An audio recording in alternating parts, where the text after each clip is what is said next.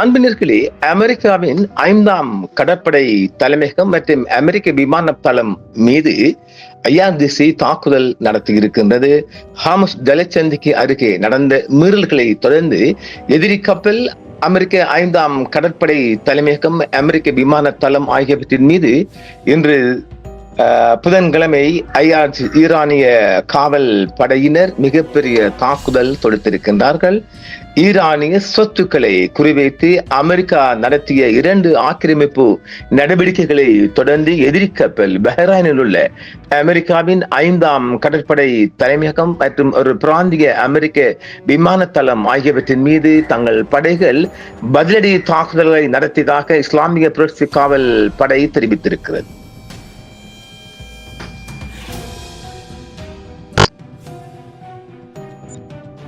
ஜலசந்திக்கு அருகே ஒரு ஈரானிய எண்ணெய் கப்பல் தாக்கப்பட்ட போது நள்ளிரவில் இந்த நிகழ்வுகள் தொடங்கியதாக ஐஆர்ஜிசியின் காவல் படை தெரிவித்திருக்கின்றது.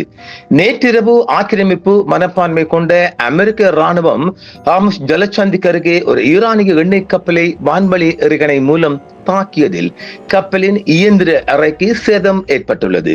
இந்த சம்பவத்தை தொடர்ந்து அதன் கடற்படை பதிலடி கொடுத்ததாக ஐஆர்ஜிசி தெரிவித்துள்ளது. இந்த ஆக்கிரமிப்பு மற்றும் ஹார்முஸ் ஜலசந்தியை நிர்வகிக்கும் விதிமுறைகளை மீறியதற்கு பதிலடியாக பனாயா என்ற பெயருடைய அமெரிக்க சியோனிச எதிரி கப்பல் மீது ஐஆர்ஜிசி கடற்படையால் ஏவப்பட்ட ஏவுகணைகளால் குறிவைக்கப்பட்டது என்றும் ஈரான் தெரிவித்துள்ளது. மீண்டும் ஒரு ஆக்கிரமிப்பு செயலாக அமெரிக்க எதிரி ஹேம்ஸ் தீவின் தென் பகுதியில் உள்ள ஐஆர்ஜிசி தகவல் தொடர்பு கோபுரத்தை வான்வழி எறிகணைகள் மூலம் குறிவைத்து தாக்கி இருக்கின்றது. இந்த தாக்குதலை தொடர்ந்து அதன் விண்வெளி படையால் பதிலடி நடவடிக்கைகள் மேற்கொள்ளப்பட்டதாக ஈரான் தெரிவித்துள்ளது.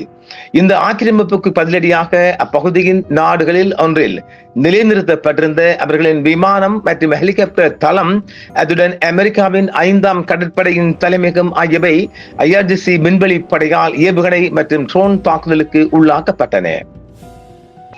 மேலும் பதற்றம் அதிகரிக்க கூடாது என்ற எச்சரிக்கையும் அங்கு விடுக்கப்பட்டிருப்பதாகவும், பதிலடி நடவடிக்கைகள் அதன் முந்தைய எச்சரிக்கைகளுக்கு இணங்கவே இருந்தன என்றும் அந்த படைப்பிரிவு தெரிவித்துள்ளது.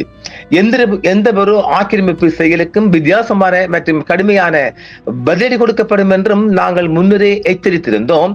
அதற்கேற்பவே செயல்பட்டோம். இந்த பதிலடிகள் ஒரு பாடமாக அமைய வேண்டும் என்றும் ஈரான் தெரிவித்துள்ளது. ஜலசந்தியின் பாதுகாப்பை குலைப்பது ஆக்கிரமிப்பு மனப்பான்மை கொண்ட அமெரிக்க இராணுவத்திற்கு ஒரு பெரும் விலையை கொடுக்கும் என்பதை நாங்கள் மீண்டும் மீண்டும் வலியுறுத்துகிறோம்.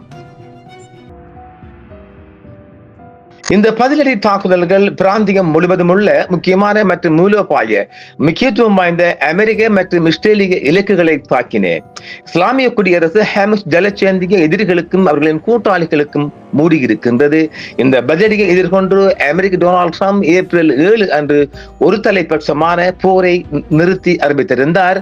போர் நிறுத்தத்தின் விதிமுறைகளை மீறி ஈரானிய கப்பல்கள் மற்றும் துறைமுகங்கள் மீதான சட்டவிரோத கடற்படை முற்றுகையை தொடர்வதாக ட்ரம்ப் ஏப்ரல் 13 அன்று அறிவித்த பின்னர் இஸ்லாமிய குடியரசு இந்த ஜலசந்தியின் மீது மிகவும் கடுமையான கட்டுப்பாடுகளை விதிக்க தொடங்கி இருக்கின்றது.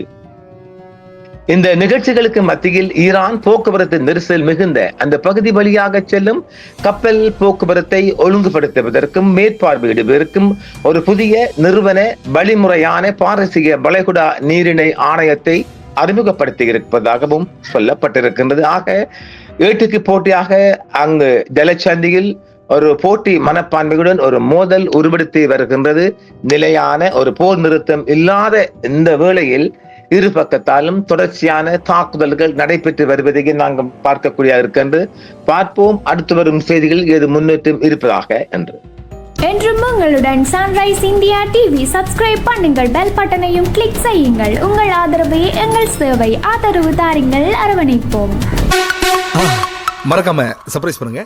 தேங்க்யூ.